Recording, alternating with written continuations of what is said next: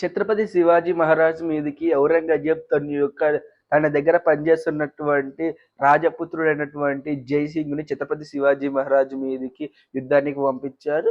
ముందుగా పురందర్ మరియు రాజ్‌గఢ్ కోటలను స్వాధీనం చేసుకున్నారు.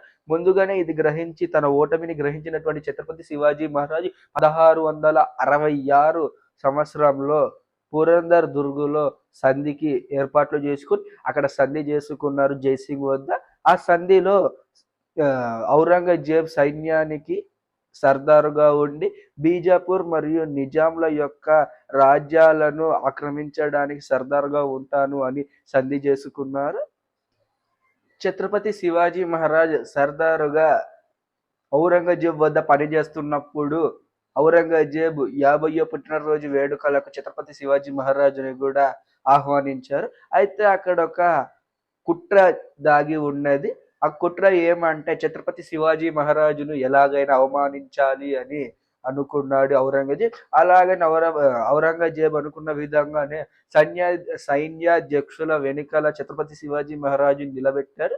ఇది సహించని ఛత్రపతి శివాజీ మహారాజు అక్కడి నుంచి తన అతిథి గృహానికి పయనం అవుతున్నాడు. బయటికి వెళ్తున్నప్పుడు అంటే తన 4 ఏళ్ల కొడుకు సంభాజీ మహారాజ్తో అతిథి గృహానికి పయనం అవుతున్న సమయంలో భటులు బంధించారు ఛత్రపతి శివాజీ మహారాజు.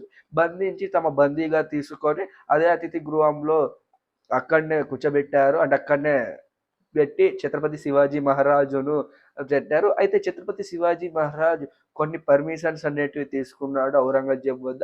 అవి ఏమిటంటే పూలు పండ్లు అనేటివి, గుడులు, తీర్థాలు, తర్వాత అక్కడ ఉండే సాధువులు లకి పంపించడానికి అని అనుమతి తీసుకున్నాడు. అలాగా కొన్ని రోజుల పాటు పండ్లు పూలు ఇవన్నీ బుట్టల్లో పెట్టి పంపిస్తున్నాడు. ఎలాగైనా తప్పించుకొని తన 4 ఏళ్ల కుమారుడైనటువంటి సంభాజీ మహారాజ్ మరియు ఛత్రపతి శివాజీ మహారాజ్ ఎలాగైనా తప్పించుకోవాలనుకొని అక్కడి నుంచి ఎవరికి తెలియకుండా అదే పండ్లు పూల బుట్టల్లో దాక్కొని వారు బయటికి వెళ్ళారు. ఛత్రపతి శివాజీ మహారాజ్ తప్పించుకున్నాక రాయ్గఢ్ కోటలో ఎవరికి తెలియకుండా దాక్కొని ఉన్నారు అని కూడా చరిత్రలో ఉంది. అయితే ఛత్రపతి శివాజీ మహారాజ్ తన ఉనికిని కోల్పోయినాడు అన్నట్టుగా బయట ఉండడము, తర్వాత తను సైలెంట్గా తన పని తను చేసుకుంటూ ఉండడము, ఛత్రపతి శివాజీ మహారాజ్ గురించి ఔరంగజేబ్ పట్టించుకోకుండా ఉన్నారు. అయితే ఈ తర్వాత ఔరంగజేబులో సైన్యాధ్యక్షులైనటువంటి మహాబత్ ఖాన్, బహదూర్ ఖాన్, లేవర్ ఖాన్లు ఒక్కసారిగా ఛత్రపతి శివాజీ మహారాజ్ ఉన్నటువంటి రాయ్గఢ్ కోట మీద దాడి చేసి యుద్ధం ప్రకటించారు. అయితే వీరిని అతివీర భయంకరంగా ఛత్రపతి శివాజీ మహారాజ్ ఓడించారు. దీంతో ఛత్రపతి శివాజీ మహారాజ్ ఈ యుద్ధంలో గెలిచాడు. దీంతో ఛత్రపతి శివాజీ మహారాజును ఔరంగజేబ్ పట్టించుకోకపోవడం, ఛత్రపతి శివాజీ మహారాజ్ ఔరంగజేబ్ ఎన్నో కోటలను కొల్లగొట్టి తన ఆధీనంలోకి తీసుకున్నాడు. దీంతో ఛత్రపతి శివాజీ మహారాజుని పట్టించుకోకపోవడమే ప్రధాన అంశంగా మారి ఔరంగజేబ్ తన పతనానికి తనే ప్రధానంగా మారారు. అయితే తన యొక్క సైన్యము లేకపోవడము, అంటే క్షీణించడము, ధనాగారాలు క్షీణించడం, ఇవన్నీ ఔరంగజేబ్ పతనానికి ప్రధాన కారణము. 1970లో 1,00,000 మంది సైన్యాన్ని సమకూర్చుకొని 1674 సంవత్సరంలో ముక్కుముడిగా మొఘల్ కోటల మీద దాడి చేసి మొఘల్ కోటలను తన ఆధీనంలోకి తెచ్చుకున్నాడు ఛత్రపతి శివాజీ మహారాజ్. దీని కారణంగానే మొఘల్ రాజు అయినటువంటి ఔరంగజేబ్ తన పతనాన్ని తనంతకు తానుగా దగ్గరికి తెచ్చుకున్నట్టు అయ్యింది. ఛత్రపతి శివాజీ మహారాజ్ ఎన్ని కోటలు గెలిచినా కూడా కొండస కోట అనే ఒక కోటనైతే గెలవలేకపోయాడు. దీంతో ఆ కోటను ఎలాగైనా గెలవాలి అని అనుకున్నాడు. కానీ ఆ కోటను పర్యవేక్షించేది ఉదయభాస్ రాథోడ్ అనే ఒక రాజపుత్రుడు ఆ కోటను పర్యవేక్షిస్తూ ఉన్నాడు. అయితే ఆ కోటను ఎలాగైనా చేరుకోవాలి అనుకున్నా కానీ ఆ కోటను చేరుకోవాలి అంటే ఆ కోట యొక్క ద్వారాల వద్ద భారీ సైన్యాలు కాపు కాస్తూ ఉన్నాయి. దీంతో ఎలాగైనా ఆ కోటను తన యొక్క చేతిలోకి తెచ్చుకోవాలనుకున్న ఛత్రపతి శివాజీ మహారాజ్ తానాజీకి తన సైన్యానికి చెప్పారు. అయితే తానాజీ ఆ కోట చుట్టూ గమనించాడు. కానీ ఆ కోటకి చేరుకోవడానికి ఒక ఏటవాలు అంటే ఏదో ఒక సర్ఫేస్, అంటే ఫ్లాట్ సర్ఫేస్ ఉన్న ఒక కొండ ఉంది. ఆ కొండ మీద ఆ కోట ఉంది. దీంతో ఆ కొండ మీదకి ఎలాగ చేరుకోవాలని కూడా ఎవరికి సాధ్యం కాదు. దీని కారణంగా ఒక ఉడుముకి తాడు గట్టి ఆ ఉడుముని ఆ కోట దగ్గరలోకి వేశారు. ఆ ఉడుము సాయంతో తానాజీ తర్వాత మిగతా సైన్యం కూడా వెళ్ళారు. ఒకసారిగా ముఖద్వారం వద్ద ఈ మరాఠా సైనికులు దాడి చేసి, తర్వాత తానాజీ వీరు కూడా దాడి చేసి భీకర యుద్ధంలో ఉదయ బాస్ రాథోడ్ సైన్యాన్ని మట్టి గరిపించి యుద్ధంలో గెలిచారు. కానీ తానాజీ ఈ యుద్ధంలో మరణించాడు. దీనికి ఎంతగానో బాధపడ్డ ఛత్రపతి శివాజీ మహారాజ్ ఈ కోటకు సింహగఢ్ అనే పేరు పెట్టి తను పాలించాడు. శివాజీ మహారాజ్ యొక్క పరిపాలన విధానంలోకి వస్తే తను ఎంతటి వారినైనా ఒకేలా చూస్తూ, ముఖ్యంగా మంత్రి మండలిని, విదేశాంగ సూత్రాలను ఒక అంటే ప్రజలను ఇబ్బంది పెట్టకుండా చూసుకునేవాడు. అలాగనే ప్రజల కోసమే పాలన అన్నట్టుగా ఛత్రపతి శివాజీ మహారాజ్ భారతదేశ గొప్ప రాజుల పక్కన చేరారు. అయితే ఛత్రపతి శివాజీ మహారాజ్ ఎలాంటి విలాసాలకు కూడా తను పోయేవాడు కాదు. ఎందుకంటే ప్రజల కోసం, ప్రజలను పరిపాలించడం కోసమే అనుకునేవాడు. ఛత్రపతి శివాజీ మహారాజ్ యొక్క వ్యక్తిత్వానికి వస్తే ఎన్నో యుద్ధాలు చేశాడు, ఎన్నో యుద్ధాలు గెలిచాడు, ఓడాడు. కానీ ఎప్పుడూ కూడా పవిత్ర స్థలాల మీద ఎప్పుడు దాడి చేయలేదు. దీనికి ముఖ్యమైన ఒక చిన్న ఉదాహరణ కూడా ఉంది మన దగ్గర.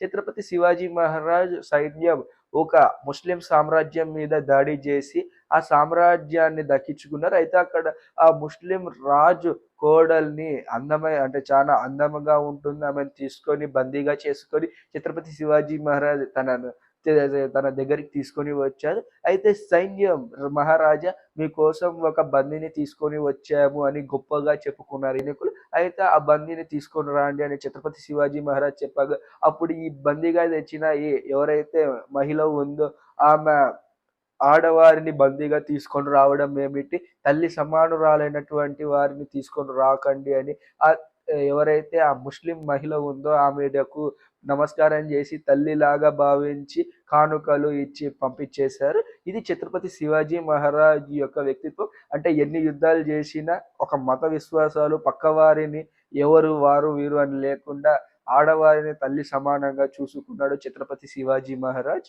శివాజీ మహారాజ్ సైన్యానికి వస్తే ఛత్రపతి శివాజీ మహారాజ్ తన మరణం దాకా కూడా 1,00,000 మంది సైనికులను తయారు చేశారు.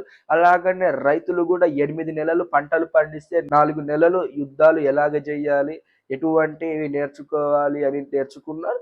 అత నౌకా దళాన్ని ఏర్పాటు చేసి ఆ సముద్ర ప్రాంతాలు లేదా నదీ ప్రాంతాల్లో కూడా పటిష్టమైన భద్రత ఏర్పాటు చేశారు. ఆ సైన్య ఇప్పుడు ఏదైతే ఆ నౌకాదళము ఛత్రపతి శివాజీ మహారాజు నౌకాదళం ఉందో అదే ఇప్పుడు భారతదేశ నేవీగా రూపాంతరం చెందింది.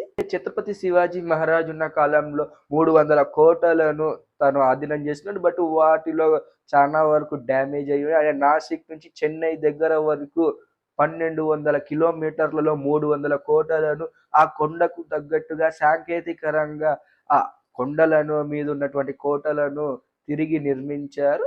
ఆ కోటలు మనం ఇప్పుడు కూడా మహారాష్ట్ర ప్రాంతాల్లో చూస్తే కొన్ని కొండల్లో మనకి ఇంకా ఆ కోటలు అనేటివి అంటే శిథిలావస్థలో చేరాయి. ఆ కోటలను శిథిలావస్థలో చేరినా కూడా మనకి ఇంకా కొంతమంది ఛత్రపతి శివాజీ మహారాజు జ్ఞాపకార్థంగా ఆ కోటలకు వెళ్ళేవారు కూడా ఉన్నారు.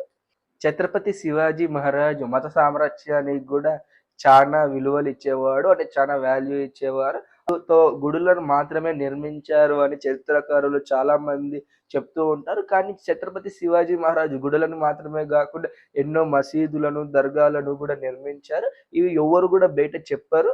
అయితే ఛత్రపతి శివాజీ మహారాజ్ తన సైన్యంలో తన దగ్గర పనిచేసే వాళ్ళల్లో 3 వంతుల పాటు వారినే పెట్టారు.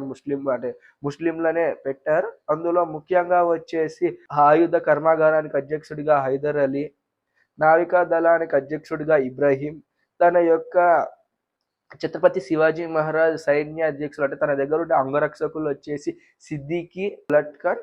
ఇలాగనే ఛత్రపతి శివాజీ మహారాజ్ ఆగ్రా కుట్ర నుంచి బయటపడడానికి కారణం అంటే ముఖ్యంగా ఆడ సహాయం చేసిన వాళ్ళు వచ్చేసి మదనీ ముఖ్తర్, ఇతను కూడా ఒక ముస్లిమే. ఇలా మత సామరస్యానికి ప్రధానంగా ఛత్రపతి శివాజీ మహారాజ్ ఎంతో చేశాడు. అయితే జూన్ 6, 1674 సంవత్సరంలో రాజ్యాధ్యక్షుడిగా ఛత్రపతి శివాజీ మహారాజ్ చరిత్రలో నిలిచాడు. అయితే ఛత్రపతి శివాజీ మహారాజ్ తన చివరి రోజుల్లో రాయ్‌గఢ్ కోటలో ఉండేవాడు. అయితే చివరి కాలంలో చివరి రోజుల్లో తీవ్రమైన జ్వరం కారణంగా 2 వారాల పాటు లేయలేని స్థితిలో ఉండి, ఆ తర్వాత మరణించాడు. అయితే ఛత్రపతి శివాజీ మహారాజు మరణానికి తన రెండో భార్య కారణము, శత్రువులతో చెయ్యి గలిపి ఈ మా దారుణానికి ఒడిగట్టిందని గూడా కొంతమంది చరిత్రకారులు చెప్తూ ఉంటారు. అయితే ఛత్రపతి శివాజీ మహారాజు జ్వరంతో చనిపోయారు అని అయితే ఎవ్వరు కూడా అప్పట్లో గాని, ఇప్పట్లో గాని ఎవరు గూడా నమ్మరు. ఇటువంటి గొప్ప యోధుడు జ్వరం కారణంగా చనిపోయాడు అనంటే ఎవరు గూడా అప్పట్లో గాని, ఇప్పట్లో గాని ఎవరు నమ్మడం లేదు. అయితే ఛత్రపతి శివాజీ మహారాజు అయినటువంటి కోటలు యావైతే మహారాష్ట్రలో ఇప్పుడు ఉన్నాయో, ఆ కోటలను తిరిగి నిర్మించి, ఆ కోటలను పూర్వ వైభవానికి తీసుకొనొస్తే బాగుంటుంది అని నేననుకుంటున్నా. అయితే ఛత్రపతి శివాజీ మరణం తర్వాత సంభాజీ మహారాజ్ గారు తన రాజ్యాన్ని, మరాఠా రాజ్యాన్ని పరిపాలించారు. అయితే సంభాజీ మహారాజ్ గురించి కూడా తెలుసుకోవాలి అనుకుంటే ఈ వీడియో కామెంట్ సెక్షన్‌లో సంభాజీ మహారాజ్ అని కామెంట్ చేయండి. ఈ వీడియోకు ఎక్కువ కామెంట్స్ వస్తే సంభాజీ మహారాజ్ యొక్క జీవిత చరిత్రను కూడా నేను ఈ నెక్స్ట్ వచ్చే వీడియోస్‌లో చేస్తాను. ఈ వీడియో నచ్చితే లైక్ చేసి, షేర్ చేసి కోరుకుంటున్నాను. ఈ వీడియోలో నేనేమైనా తప్పులు చెప్పి ఉంటే క్షమిస్తారని కోరుకుంటూ, అలాగనే ఆ తప్పులను కామెంట్ సెక్షన్‌లో వివరంగా పొందుపరుస్తారని కోరుకుంటూ, ఇట్లు మీ నడింపల్లి చిన్ని కృష్ణ శర్మ సైనింగ్ ఆఫ్. జై హింద్, జై శ్రీరామ్, భారత్ మాతాకు జై.